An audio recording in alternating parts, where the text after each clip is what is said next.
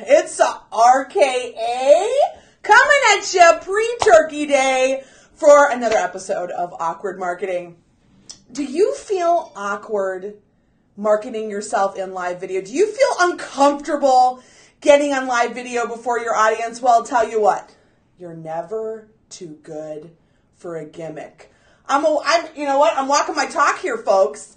And, it's RKA. It's another episode of Awkward Marketing. And today I'm talking about busting past the awkwardness of live video and some hacks for making live video work for you and your business. I got this LaCroix Turkey Day drinking hat so I can stay fully hydrated all day long tomorrow during the festivities.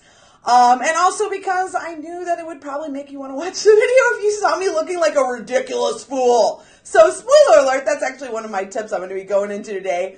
How, my hacks for live video, especially Facebook Live. So, okay, this might surprise you to know, but it was about a year ago. I was in my 2017 planning meeting for Arcane, meeting with my team, talking about getting on live video. I'd never done it before. I really hadn't, only dabbled in doing live video. Hey, everybody, I am indeed a turkey head. You know what? That's my name. Don't wear it out.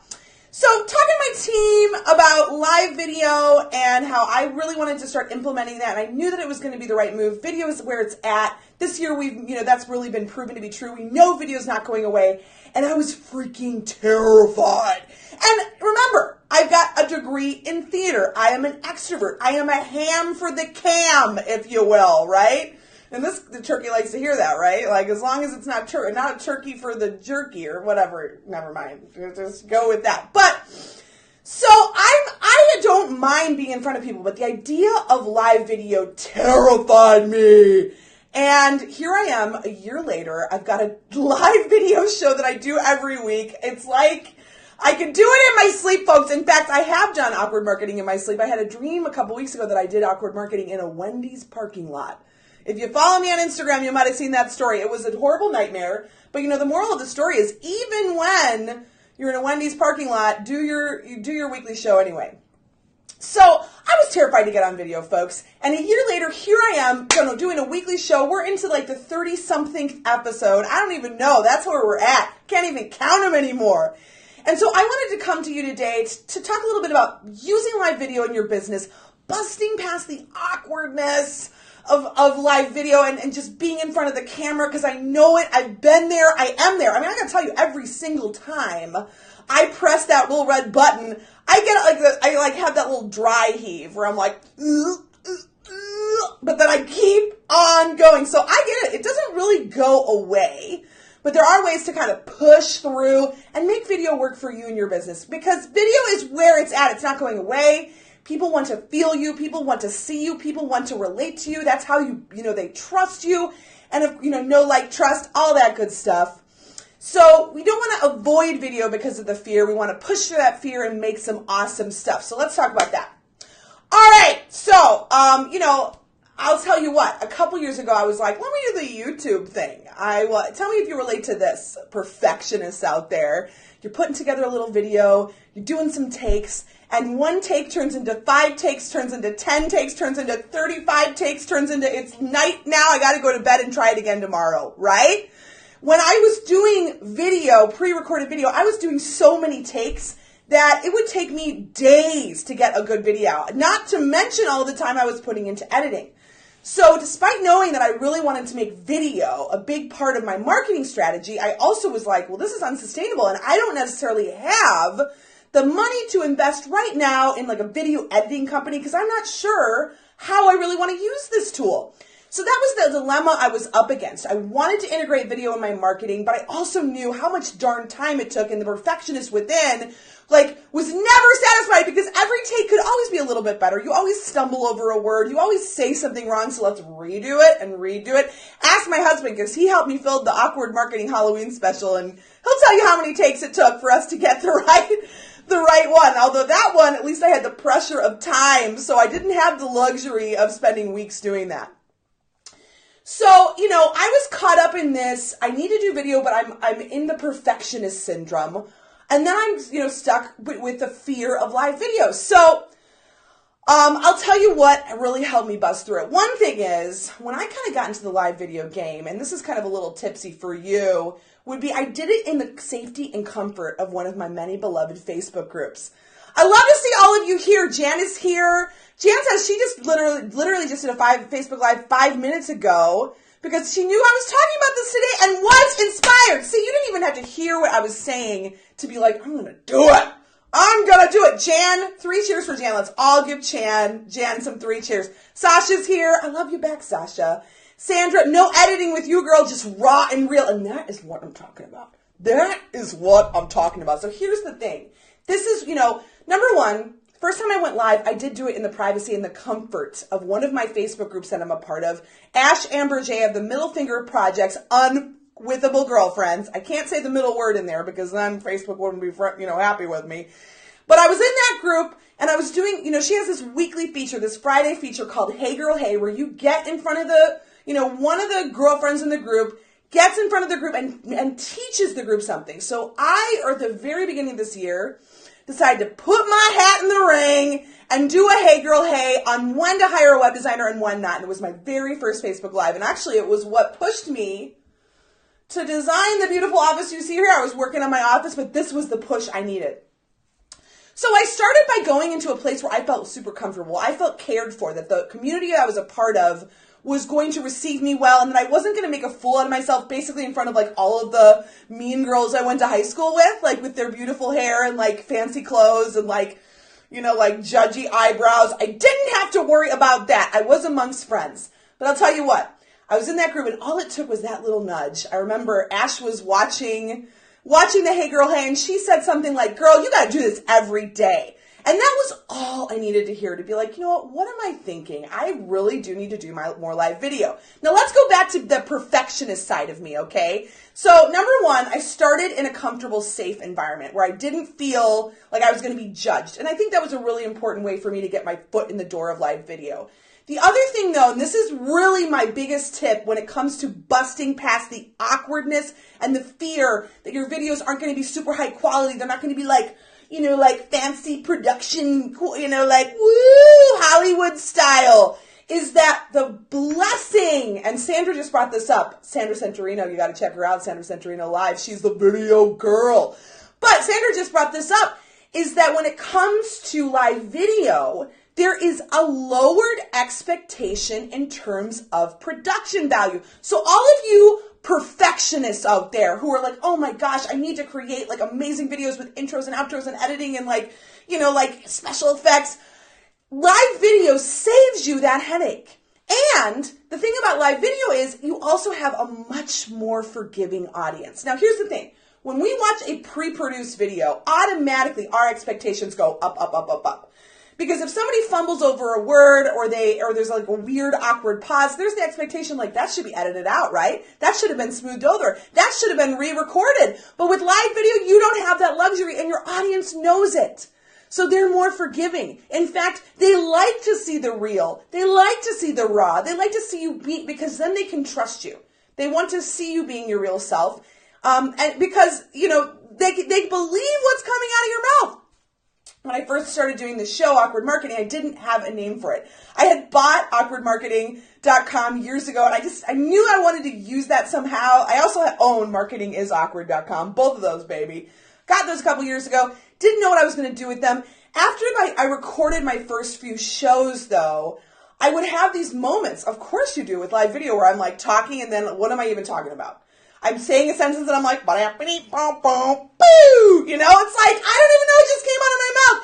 And instead of being like, oh God, I really put my foot in it this time, I decided to embrace those awkward moments. So I just started calling it awkward marketing. I just started saying, oh, that's an awkward marketing moment. Awkward moments with RKA. You can't spell awkward without RKA. Am I right? Am I right?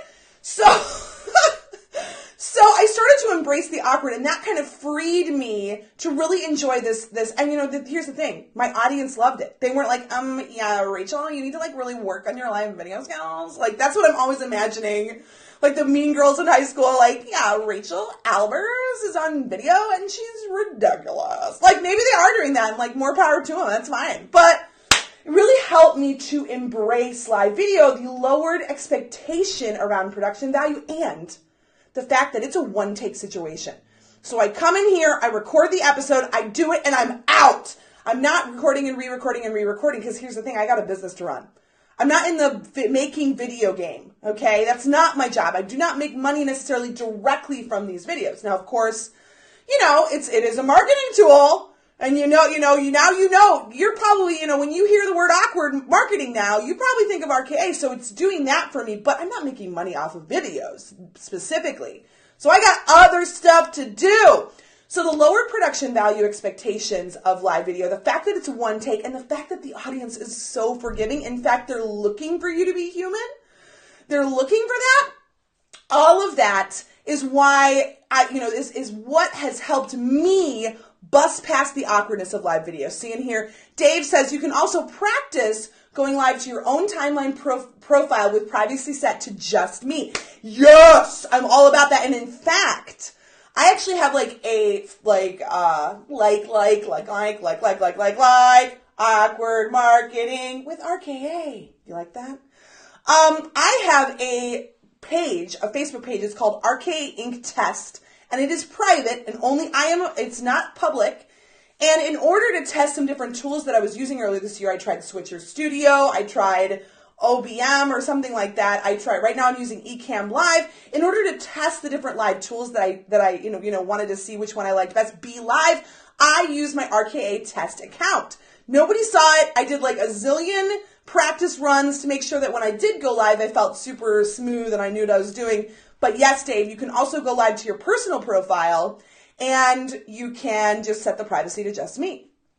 All right, so let's talk about tips though, guys. We busted past the awkwardness now. We know there's a lowered expectation around quality when it comes to live video. So let's talk about my hacks for making business work for you in your videos and making videos work for you in your business.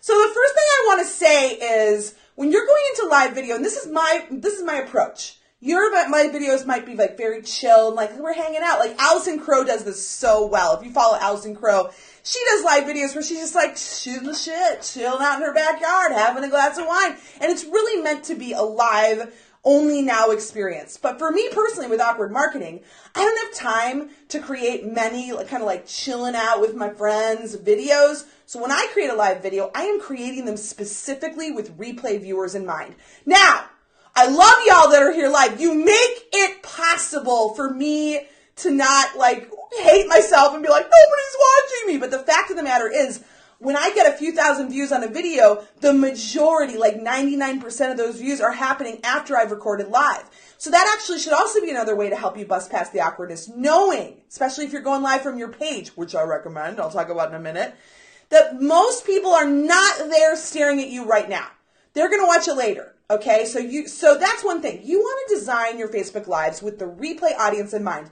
So what does this mean? Number one, you'll notice I got the turkey hat today. If you go back through my past Facebook Lives, you'll start to notice, if you go back through a few replays, you'll notice that I really pay super extra attention to those first 3 seconds.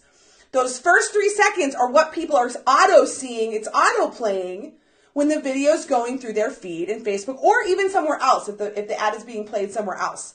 So those first 3 seconds are super important. This is a mistake I see a lot of people making. They'll get on a live and then they'll just use that first 3 or 30 seconds as like a waiting time. They're like, okay, I'm just here waiting for people, hey, replay viewers, okay, I'm just going to wait to see if people show up. No, don't do that because that's a recipe for your replay viewers being like, I'm not going to sit here and watch a few minutes of this person waiting around for people to show up live.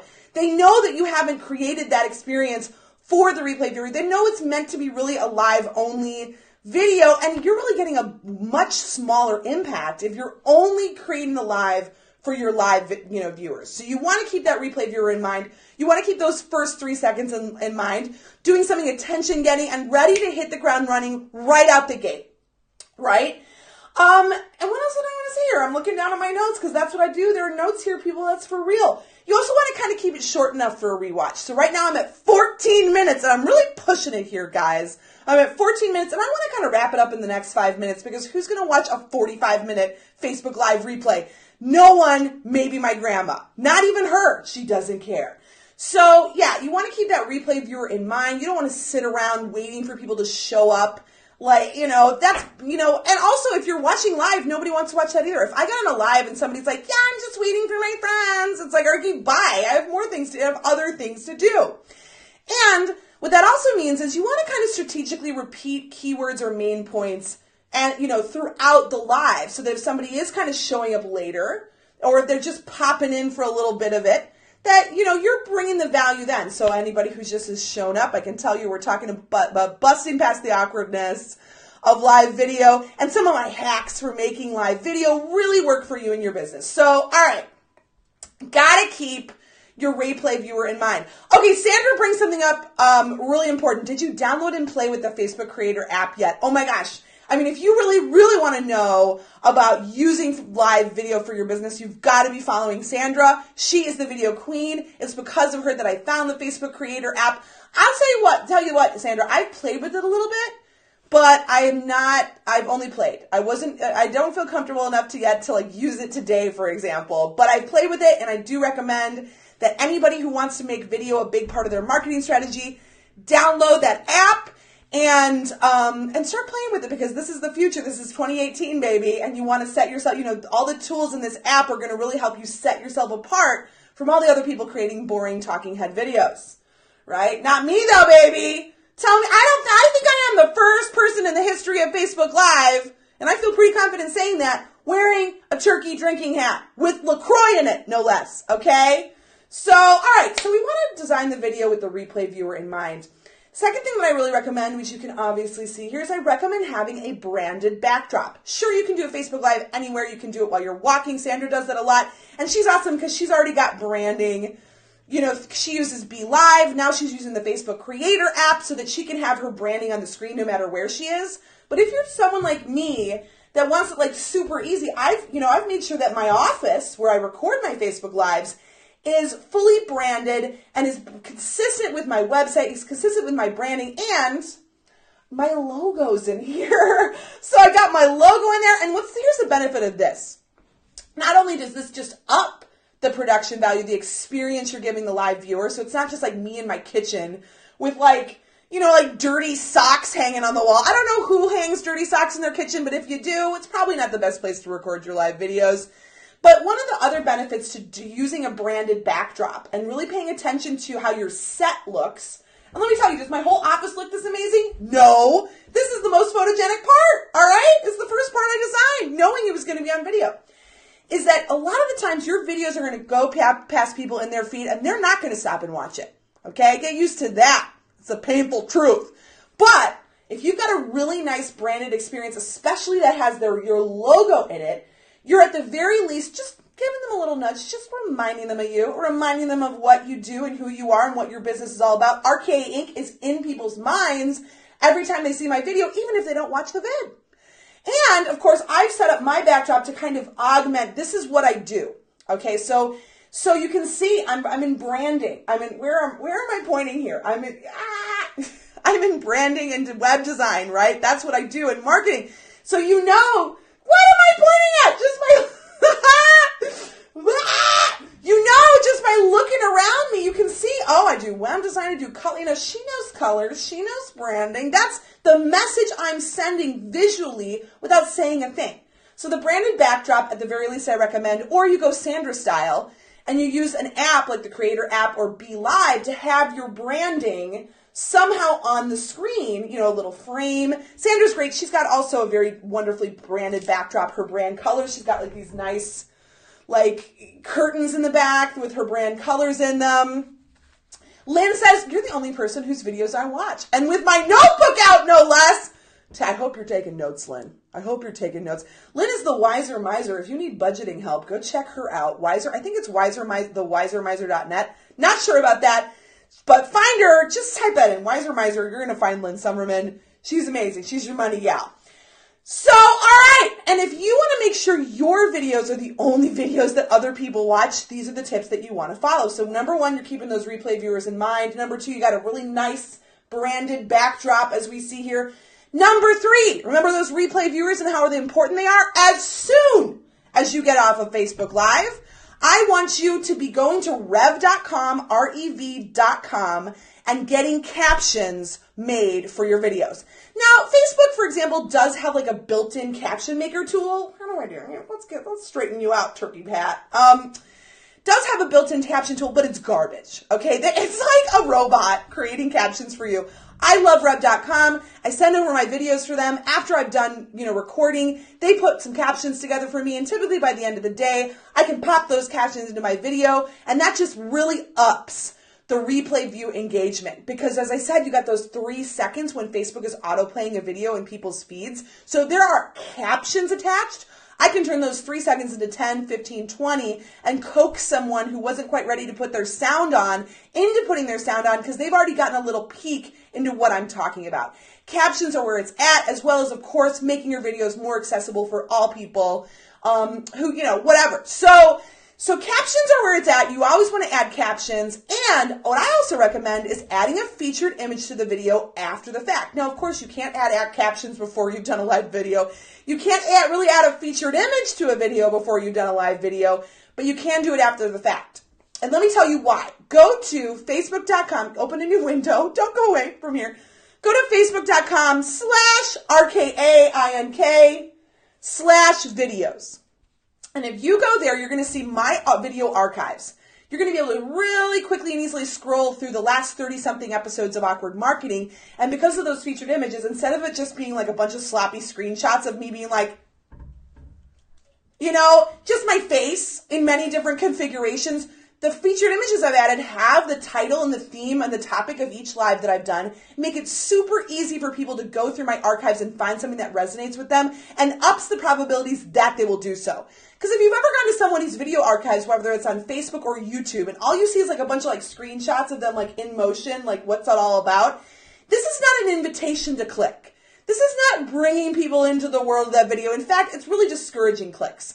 So putting a featured image on your video after the fact is going to, number one, make sure that your archives look nice and consistently branded, upping the perceived value of the content that you've done there, increasing the probability that somebody's going to find your video in 6 months and actually want to watch it. Because if I find a video in 6 months that really looks like it was just like a live somebody did randomly one day for like no good reason, I'm not going to watch that. But if there's a nice, clean featured image on that telling me what this topic is about, I might be like, hey, this is some good information, even though I wasn't there live. TheWiserMiser.net. See, I knew it was. Sandra says, I love how you posted the Instagram about color after our show last week. That was brilliant. It got people engaged. Oh! Sandra, you are reading my mind, because one of the next things I really want to talk about in terms of making live video work for your business is you want to plug and promote that video before and after. So a few ideas here. I'm always using my Instagram stories, specifically the morning of.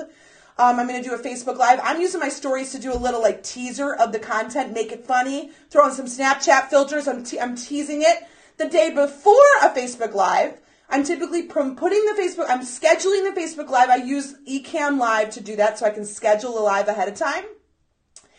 And I'm typically writing an Instagram post, maybe even a newsletter, where I'm talking about the topic I'm going to discuss tomorrow. So I'm doing some pre-promotion on Instagram, on Facebook, in my Facebook story, in my Instagram story, maybe in my newsletter, maybe even in my blog if it's a really big one. Of course, if you remember Awkward Marketing, the Halloween special, those weren't all live, but I gave you some really good lead time where I was getting you excited about those videos. Oh man, there's water dropping out of my turkey hat. I was getting you excited long before the actual main event. So that's before the event. After the event, I always like to kind of grab some of the most funny little snaps of the video and post those on Instagram or post those in my Facebook story. Maybe grab that and put it in my newsletter. So after the fact that I've come off of a Facebook Live, I also want to be promoting it still, right? So that's where it comes back to the idea of designing live for your replay viewers. Because you're not going to put all this effort and energy and planning and, set design into a video that, a handful of people are going to show up to. I want to make sure that my audience has seen this video long after the fact that I've recorded it, and that I'm getting juice out of this content long into the future, right? So I am going to, plug and promote this content before and after my Facebook Live. And I'm going to repurpose it. So I want to bring it over to my blog and I want to post it there. I want to get that into my newsletter and make sure people who haven't seen it live. A lot of people are like, I'm going to annoy people, but the fact of the matter is people aren't paying attention to you as much as you think they are. You need to remind them. People are like, I already put it on my Facebook page. Didn't people see it there? Probably not. Organic traction is low, which brings me to my next point.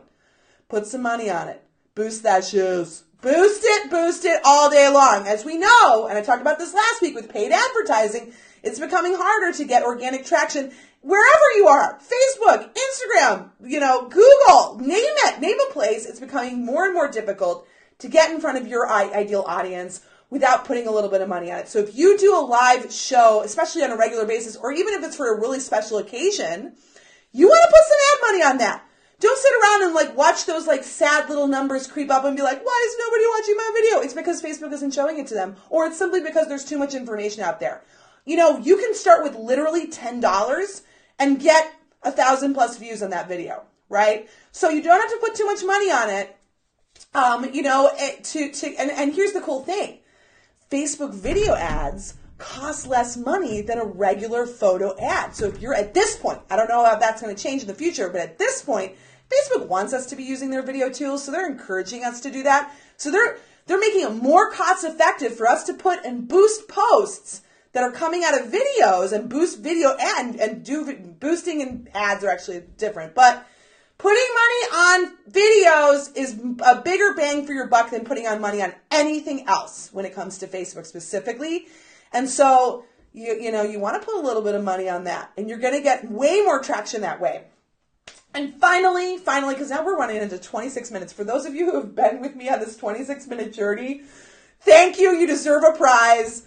Look under your chair. There's a turkey hat under your chair waiting for you. I wish that was true. It's not. But anyway, so my last bit of advice when it comes to making video work for your business is you want to do it on your page. You don't want to do it on your personal profile. Why am I saying this? You're going to get a ton more organic traction on your personal profile. And speaking of your mean girl friends from high school, they're going to show up for you there on your personal profile, and they're going to laugh.